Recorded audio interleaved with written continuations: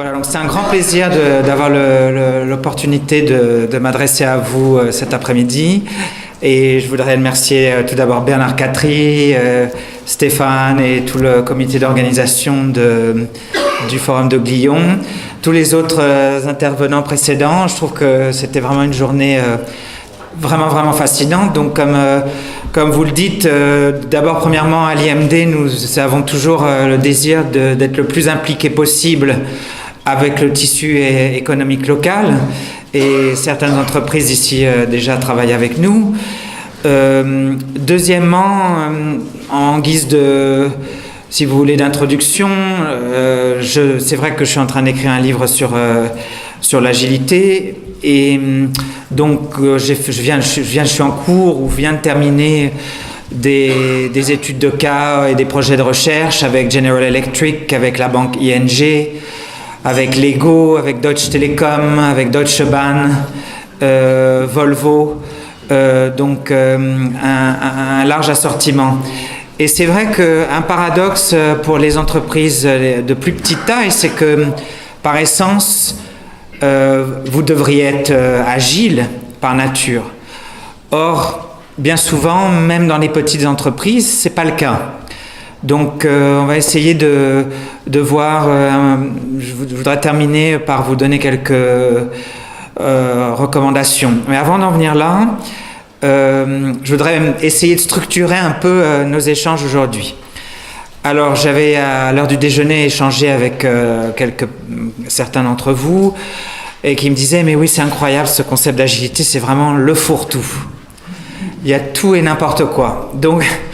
Donc en fait c'est vrai, et c'est ça le problème en réalité, et il y a beaucoup de malentendus qui viennent de cela. Donc j'aimerais, si vous voulez, regarder ces malentendus, essayer d'enlever certains, en essayant de structurer les pensées, les interventions de mes prédécesseurs aujourd'hui. Donc en fait je vais structurer ce petit moment en 3 parties. La première partie, c'est que d'essayer de définir l'agilité. On va essayer de commencer par là, parce que pour éviter le concept fourre-tout, c'est vrai que bon, ça nous aide pas. Le second malentendu, c'est, et d'ailleurs dans tous mes programmes à l'IMD, il y a toujours cette question qui revient, mais en fait, quel est le lien entre l'agilité et le digital ? Et puis, troisièmement, essayer de synthétiser un peu quelques recommandations que mes prédécesseurs ont fait aujourd'hui. Donc j'espère que dans 25 minutes, les choses seront encore plus concrètes. Voilà. Donc, premier point, qu'est-ce que l'agilité ? Alors pour essayer de résumer, là où nous avons démarré avec Nicolas Bouzou ce matin, c'est que nous sommes dans un environnement charnière, que j'appelle en fait un environnement très complexe, du fait des interdépendances créées par la mondialisation, par le développement technologique et les changements sociaux où vous et moi aimons rester échanger, être interconnectés par les réseaux sociaux par exemple, etc. Donc le résultat de cette complexité, c'est que vous avez ce qui se passe chez vos concurrents ou chez vos clients ou en Chine ou aux États-Unis et de plus en plus d'influence sur ce qui se passe dans votre entreprise ou en Suisse.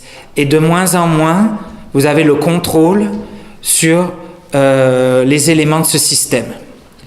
Donc la conséquence de cette complexité, c'est qu'évidemment vous avez de plus en plus d'incertitudes, d'ambiguïté, de volatilité. Le changement est de plus en plus s'accélère, donc on avait démarré par là ce matin, et je partage bien sûr tout à fait cette analyse.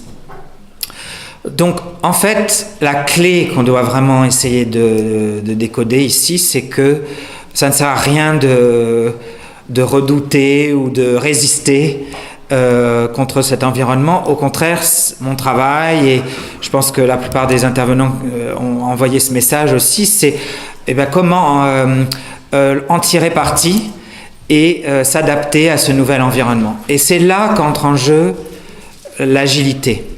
Donc ce nouvel environnement va probablement vouloir dire que bien sûr vous allez avoir une vision, vous allez définir une direction, on a entendu ça très fréquemment aujourd'hui, mais en même temps vous devez être préparé pour l'inattendu.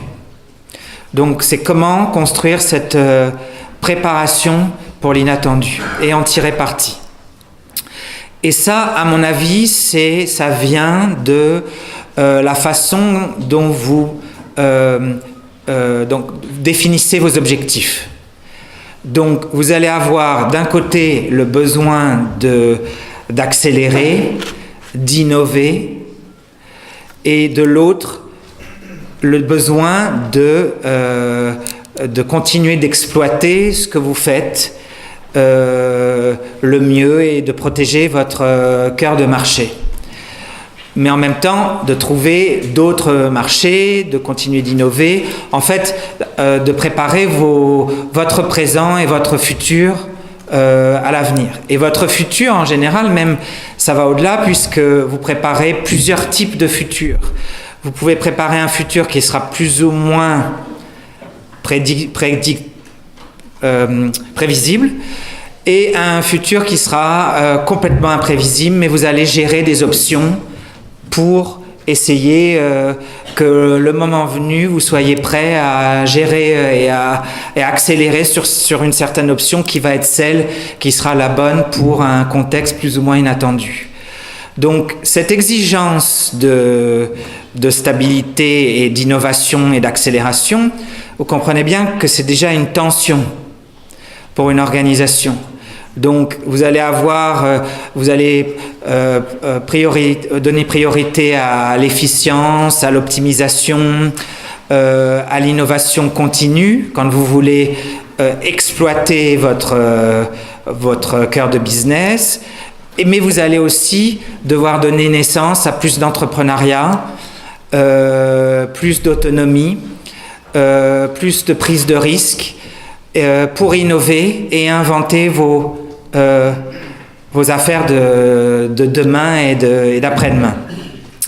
Donc ça, quand vous êtes leader, vous savez bien que ça crée vraiment une tension parce que les exigences de management sont différentes. Donc en fait, cette première tension, je l'appelle la tension entre la stabilité et le changement pour être préparé à l'inattendu.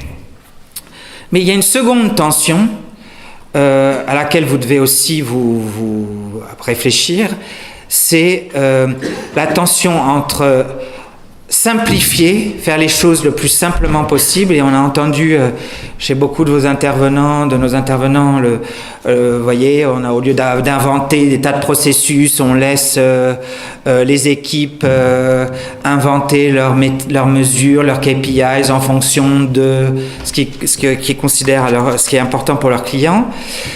Mais en même temps, vous devez simplifier la façon dont vous allez travailler ou réfléchir à votre stratégie, mais en même temps, vous allez avoir une certaine sophistication. Donc, vous ne pouvez pas sursimplifier. Quand il va falloir être en mode command and control ou plus directif, vous allez devoir être plus directif. Quand il va falloir être beaucoup plus entrepreneurial et votre style de management doit être beaucoup plus encourager la prise de risque, etc., il va falloir aussi gérer ça dans le contexte où c'est approprié. Donc ce niveau de cette deuxième tension, en fait, je l'appelle la tension d'intelligence. Et j'étais content d'entendre le monsieur de l'OICO parler d'intelligence collective, parce qu'on ne peut pas être agile si on n'a pas aussi une certaine capacité à développer l'apprentissage.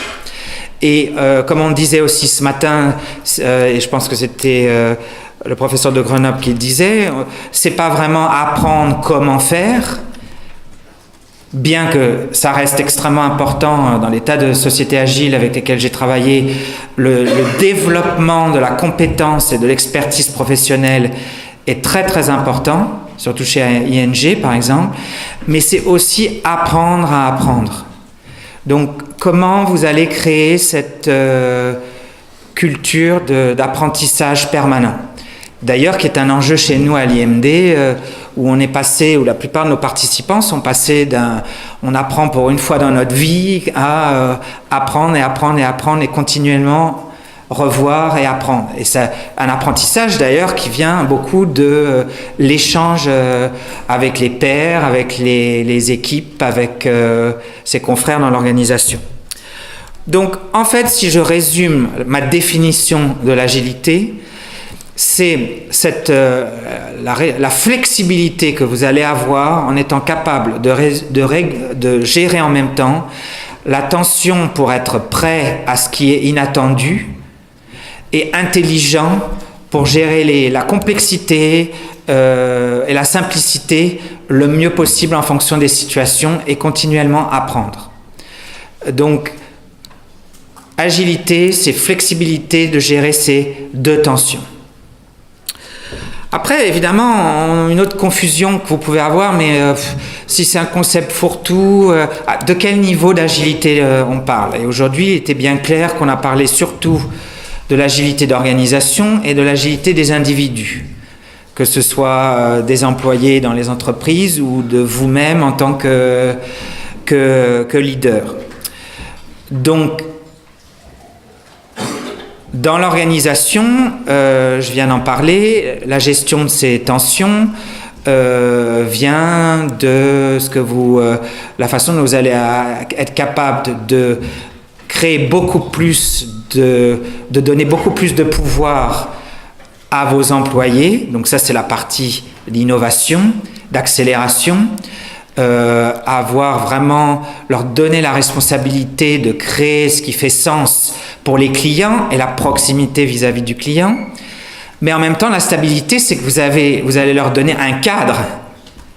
C'était un peu ce que disait le CICR ce matin, tout à l'heure. C'était le cadre dans lequel vos collaborateurs vont pouvoir explorer, prendre des risques pour pouvoir innover et vous aider à découvrir vos nouveaux business models. Donc réfléchir à comment vous allez faire ça, par exemple. Au plan organisationnel, la simplicité, ça va être évidemment de réduire, on l'a entendu aussi plusieurs fois aujourd'hui, votre bureaucratie, peut-être le niveau de hiérarchie. Il faut, par exemple, une entreprise, la banque ING aux Pays-Bas, est passée à 2 niveaux de hiérarchie entre le top management et toutes les équipes. 12 000 personnes. 2 niveaux de hiérarchie. Donc, on a en fait, j'appelle ça un peu le minimum viable hierarchy et minimum viable bureaucracy. Parce que vous allez toujours avoir besoin d'un minimum de hiérarchie et de bureaucratie. Et je suis entièrement d'accord avec ce que j'ai entendu aujourd'hui. Une structure agile sans cadre, sans hiérarchie, ne sera pas viable. Mais le problème, c'est que la fonction de la hiérarchie aussi change. En termes de sophistication, ce dont vous allez avoir besoin dans une organisation plus agile, c'est par exemple les systèmes que vous allez mettre en place pour apprendre. Donc on a entendu parler ce matin par exemple de ces revues à la fin des processus Scrums, qui est une bonne méthode en fait de systématiquement apprendre. Vous avez entendu l'exemple de Microsoft qui donne beaucoup d'importance à ce qu'on va apprendre. Au niveau stratégique, on a un peu moins parlé aujourd'hui en fait de l'agilité, mais c'est la façon dont vous allez être capable de gérer votre premier horizon de travail, donc comment vous allez répondre aux enjeux numériques et utiliser les opportunités du numérique pour défendre votre cœur de marché, mais comment en même temps, et ça c'est la partie innovation, vous allez peut-être même rentrer directement en concurrence avec les startups numériques et puis même réinventer des business models. Un exemple de ça, c'est Heineken, entreprise très classique, spécialisée dans la bière, qui, dans leur horizon 1, utilise les opportunités numériques, par exemple, pour mieux cibler leur marketing et mieux engager leurs clients, par exemple, ou optimiser leur supply chain. Mais leur horizon numéro 2, c'est l'invention d'une plateforme digitale qui leur permet de créer beaucoup plus d'efficience dans leurs relations avec leurs clients, restaurants et bars. Et leur troisième horizon, celui qui aura le plus de temps à délivrer, si vous voulez, un impact sur leur top line et leur bottom line, c'est la création du concept Beerwulf, qui est un nouveau business model totalement innovant, qui est centré sur cette tendance de la bière individualisée, microbrewery, et qui fonctionne que sur du e-commerce, en C2C presque.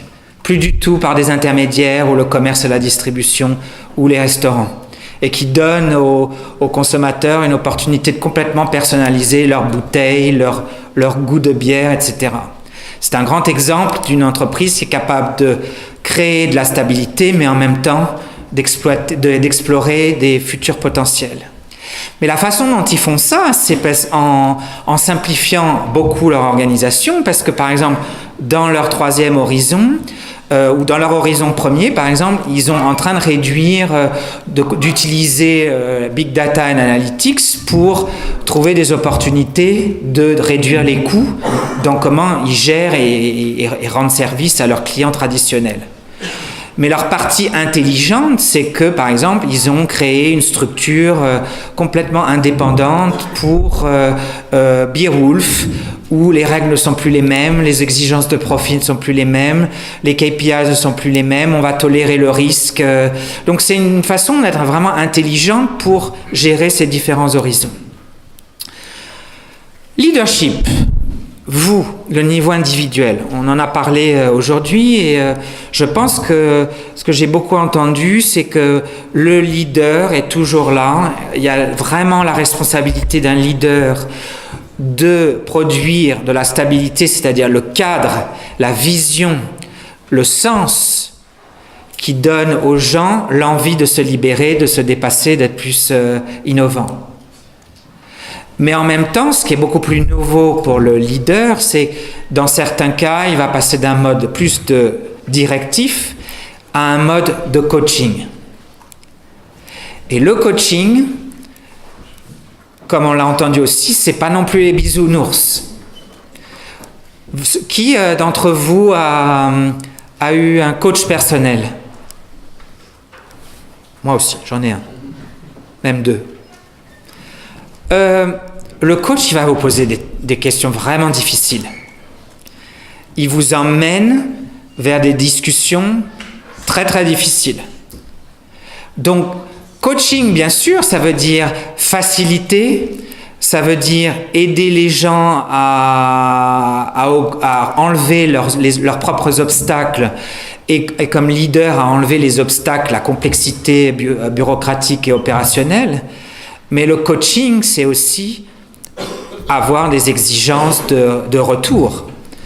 Je suis sûr qu'un des grands risques que vous pensez en tant qu'entrepreneur dans vos sociétés, c'est ah oui, c'est bien, toutes ces entreprises, même libérées, qui sont les cas les plus innovants de ces genres d'organisations. Et moi, j'ai étudié des organisations qui ne sont pas du tout dans un mode libéré, mais qui sont dans un mode vraiment intermédiaire entre l'ancien paradigme et le nouveau paradigme. Vous pensez, le risque, c'est le risque. Alors, ce que j'ai trouvé vraiment fascinant dans la présentation de Johan aussi ce matin, c'est que de toute façon, du risque, vous allez toujours en avoir. Et dans un contexte de plus en plus imprévisible, c'est impensable de penser que vous allez arriver à encore plus contrôler. Mais ce qu'il a dit, ce qui était intéressant, c'était que, en fait, le risque avant, du point de vue leadership, c'était votre risque, votre nervosité, c'était quand vos équipes n'étaient pas capables de vous dire quand vous allez avoir le produit plus ou moins final. Alors il vous a dit, pour vous rassurer, on vous a fait des plans, etc. Et puis on va manquer les plans de toute façon 3 fois sur 4. Donc de toute façon, vous aurez la nervosité à la fin du projet. Mais là, c'est juste échanger. C'est accepter au début peut-être un petit peu plus de prise de risque, mais pour un résultat qui sera beaucoup moins coûteux parce que vous avez utilisé une méthode qui est beaucoup plus centrée sur le client et vous saurez bien plus vite si votre innovation va en fait avoir du succès sur le marché ou pas. Et ce mode de pensée permet à la banque ING, par exemple, d'avoir économisé des millions et des millions d'euros et d'avoir accentué son rythme de lancement d'innovation par 3 dans les 3 dernières années. Donc, le type de leader est en train de changer vers un mode donc, qui va à la fois demander qui va assurer qu'il y a quand même un minimum de cohésion dans l'entreprise, que l'entreprise va vraiment délivrer ses objectifs de performance et sa stratégie. Donc, vous allez peut-être pouvoir penser à un processus où vous allez rassembler vos équipes pour que peut-être chaque trimestre, vous allez faire le point de tout ce qui s'est passé le trimestre précédent, établir les objectifs du trimestre prochain, faire en sorte que toutes vos équipes aient une vision transversale des objectifs des autres équipes pour pouvoir tirer l'entreprise et allouer vos budgets et vos financements en fonction de ce processus. Mais rien que ça, si tout le monde peut s'accrocher à ce processus d'alignement qui va vous donner aussi beaucoup plus d'autonomie, c'est une façon intelligente de réconcilier en fait la stabilité avec l'autonomie et le contrôle, la réduction du risque avec l'autonomie et l'entrepreneuriat dans l'organisation. Voilà. Donc ça, en fait, c'était la première partie que je voulais relever. Un troisième point relié simplement sur ce concept de définition. Donc sur la définition, j'ai dit que l'agilité, c'était réconcilier 2 tensions très importantes, qu'il y avait plusieurs niveaux d'agilité. Le troisième point que j'aimerais faire, c'est que, et c'est peut-être un malentendu que j'ai entendu aujourd'hui encore, c'est que l'agilité, c'est un mode de gestion de projet ou ça peut être un mode organisationnel. Et ça, c'est vrai. Simplement, c'est qu'il ne faut pas confondre que quand on l'utilise dans un mode simplement de gestion de projet comme le Scrum, finalement, on continue d'avoir une hiérarchie très classique à côté. Et c'est vrai que les deux peuvent fonctionner. Mais il ne faut pas croire que des entreprises comme ING ou Spotify, qui ont des milliers d'employés qui utilisent une organisation agile, complète pour des milliers de personnes, il ne faut pas croire que la hiérarchie a disparu. Elle est devenue beaucoup plus plate. Et malgré cela, il fonctionne quand même avec aussi des méthodes agiles telles que le Scrum. La deuxième remarque que je voudrais faire aussi, qui peut être prête à confusion, c'est est-ce que vous pensez que l'agilité est nouvelle ou pas? Et en effet, on a entendu ce matin que c'est pas nouveau en fait. Et Monsieur Ford, il y a 100 ans, avait déjà une contrainte et avait déjà inventé un modèle agile, puisque son modèle, c'était de donner beaucoup plus de vitesse, d'efficience et d'optimalisation au processus économique et à la création de valeur. La seule chose qui change maintenant avec l'agilité telle qu'on la voit aujourd'hui, c'est que elle doit venir pour nous aider dans un environnement beaucoup plus imprévisible et complexe. Donc dans cet environnement, on est vraiment en train de voir une rupture de paradigme, et peut-être sans aller aussi loin que l'holacratie et les 2 exemples qu'on a eus tout à l'heure avec Opaline et l'autre entreprise, il y a quand même des gros changements. On voit des nouveaux principes de stratégie où c'est plus du tout faire tout seul tout, mais ça va être justement l'orchestrer des écosystèmes de partenariat. On voit des nouveaux types de structures d'organisation, autour des modèles de tribus, des modèles de chapitres. On voit des nouvelles méthodes de gestion, comme on a parlé des scrums tout à l'heure. On voit des nouvelles attentes d'employés, ou par exemple pouvoir être reconnu mondialement pour une expérience professionnelle va être peut-être un motivateur largement aussi grand que le motivateur financier.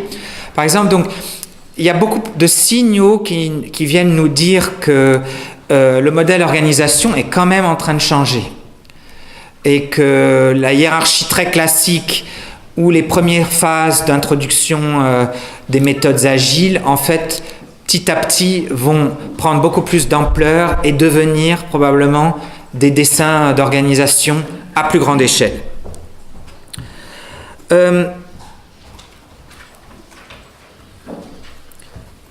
Le lien avec le digital aussi, qu'est-ce qui est nouveau, qu'est-ce qui est ancien avec ça? Bon, évidemment, le digital, c'est relativement nouveau. Je pense qu'on a entendu aussi aujourd'hui, le digital c'est un facteur détonnant qui donne des outils pour travailler en méthode agile, puisque par exemple, comme on l'a entendu, Scrum vient de l'intégration des modèles de software et développement des softwares. La seule chose, c'est que je voudrais vous dire que ce serait un malentendu de penser qu'on utilise ces méthodes agiles que pour développer des softwares. Chez General Electric, par exemple, ils utilisent maintenant les méthodes agiles pour prototyper leur moteur d'avion. Chez Siemens, c'est pour prototyper les éoliennes en énergie renouvelable. Alors, vous allez me dire, aussi une critique qu'on fait aux méthodes Scrum et méthodes agiles, oui, c'est facile de travailler comme ça sur le concept du minimum viable product, s'il y a vraiment peu de risques pour les clients, mais quand vous êtes dans un environnement d'équipement médical ou de turbines éoliennes ou de moteurs d'avion, la sécurité, ça passe quand même avant tout. Alors, ce que j'ai regardé, ce que j'ai vu dans ces sociétés, c'est qu'en fait, l'un n'exclut pas l'autre.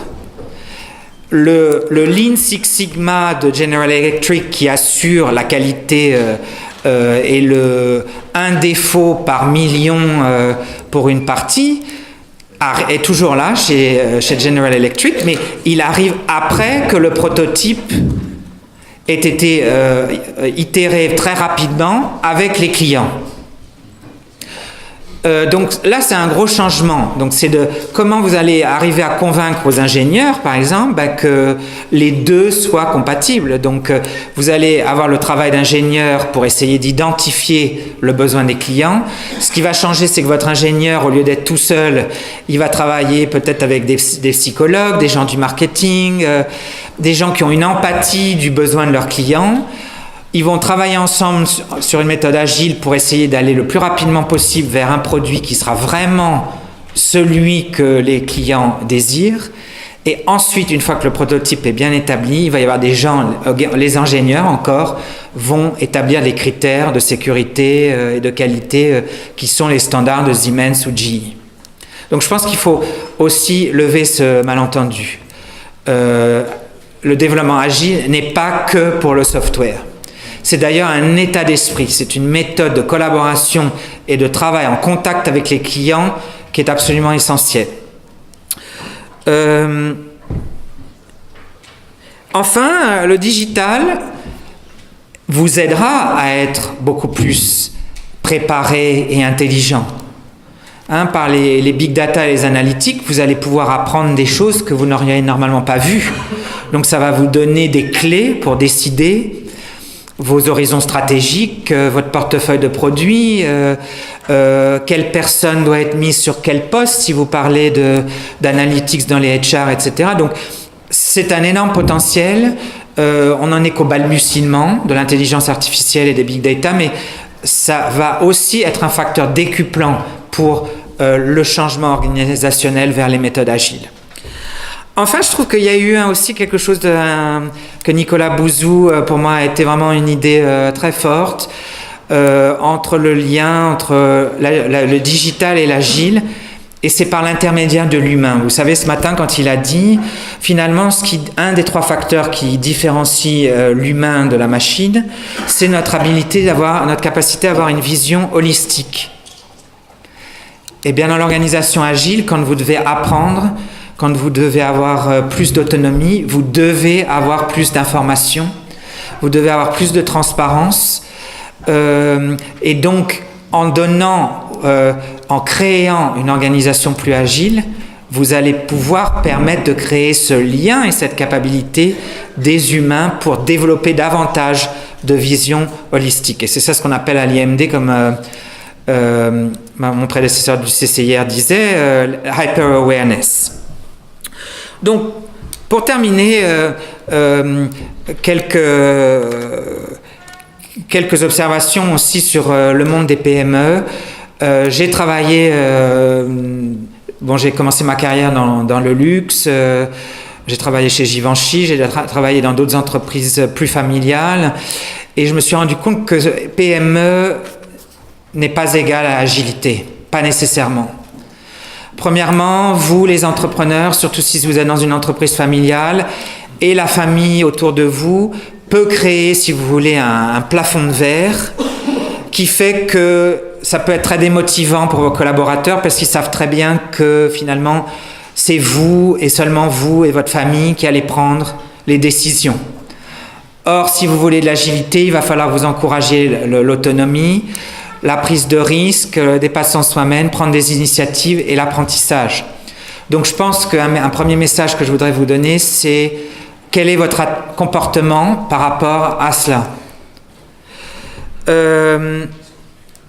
Ensuite, comme on disait tout à l'heure, voilà, si j'ai envie, on a une taille critique, on a envie de tester les méthodes agiles pour accélérer notre processus d'innovation et créer plus de collaboration interne, par où commencer? C'est vrai que c'est compliqué, vous avez été plusieurs à réfléchir sur les complications que vous allez pouvoir rencontrer.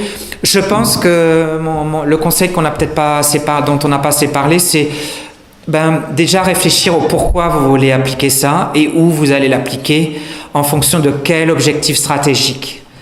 Il ne faut pas oublier que les méthodes agiles, en fait, qui sont centrées sur l'implication du client final dans le dessin de votre solution, elle est applicable quand vous avez beaucoup d'incertitudes sur le produit final. Quand vous n'avez pas d'incertitude particulière, que vous allez devoir livrer un compte de résultat ou un bilan, que c'est très prévisible et très encadré, vous n'avez pas besoin d'avoir une méthode agile pour faire ça. Donc, en fait, là, j'utilise un exemple un peu extrême, mais choisir où et pourquoi vous allez appliquer des méthodes agiles est aussi, d'un point stratégique, assez important. Donc, je voulais finir avec ces quelques clés pour vous, chefs d'entreprise en PME. Voilà. Merci beaucoup.